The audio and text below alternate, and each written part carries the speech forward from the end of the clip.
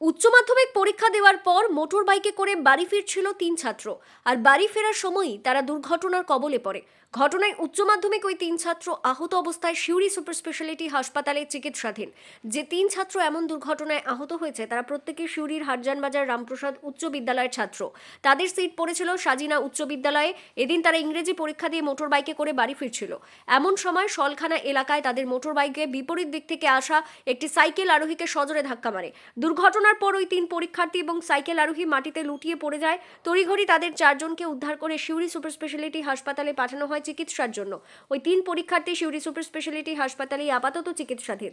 তবে যে সাইকেল আরোহীকে তারা ধাক্কা মারে সেই সাইকেল আরোহীর অবস্থা আশঙ্কাজনক হওয়ার কারণে তাকে বর্ধমান মেডিকেল কলেজে স্থানান্তরিত করা হয়। আসছিলাম যে একটা গাড়ি দিয়ে রানিং ছিল, আমি যেই এসের দিকে যে কাটিং মারছিলাম তখন একটা গাড়ি এদিকে যেদিকে কাটিং গাড়িটা সাইড করে যেই করতে নিয়ে এই সাইডে রানিং সোজা চলে আর সোজা চলে একটা সাইকেল সাইডে যাচ্ছিল বা সাইকেলটা ধাক্কা লেগে গেলো নিয়ে আমি পড়ে গেলাম। তারপরে যায় তোমরা কোথা থেকে আসছিলে?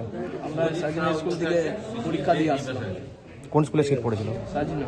কোন স্কুলে পড়ো তোমার? কোন স্কুলে পড়ো? রামপ্রসাদ। তবে এই ঘটনার পরিপ্রেক্ষিতে প্রশ্ন উঠছে উচ্চ মাধ্যমিক পরীক্ষার্থীদের হাতে মোটর বাইক তুলে দেওয়ার ঘটনাকে নিয়ে। এমনিতেই নিরাপত্তার কারণে পরীক্ষার্থীদের হাতে মোটর বাইক না দেওয়ায় উচিত বলে মনে করছে বিশেষজ্ঞ মহল। তারপর আবার এই পরীক্ষার্থীরা উচ্চ মাধ্যমিক পরীক্ষার্থী।